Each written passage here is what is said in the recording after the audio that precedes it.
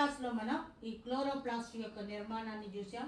క్లోరోప్లాస్ట్లో ఒక థైలకాయిడ్ని తీసి ఆ థైలకాయిడ్లో మొత్తం కూడా 250 నుంచి 400 వరకు పిగ్మెంట్స్ ఉంటాయి. అవి క్లోరోఫిల్ ఏ, క్లోరోఫిల్ బి అని 2 టైప్స్గా ఉంటాయని చెప్తున్నాం.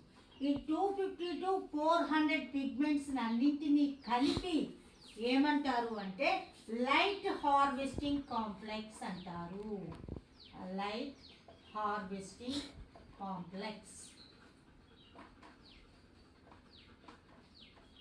వీటిని ఈ 250 to 400 వరకు ఉన్న ఈ పిగ్మెంట్స్ అన్నింటినీ కలిపి లైట్ హార్వెస్టింగ్ కాంప్లెక్స్ లేదా ఫోటోసింథటిక్ యూనిట్ అని చెప్పేసి అంటూ ఉంటారు.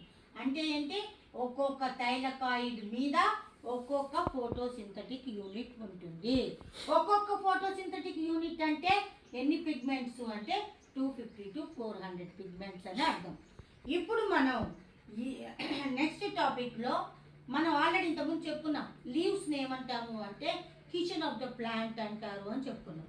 మరి యాక్చువల్గా లీవ్స్లో నిజంగా ఫుడ్ ప్రిపేర్ చేస్తుందా, నిజంగా ఫుడ్ లీవ్స్లోనే తయారవుతుందా?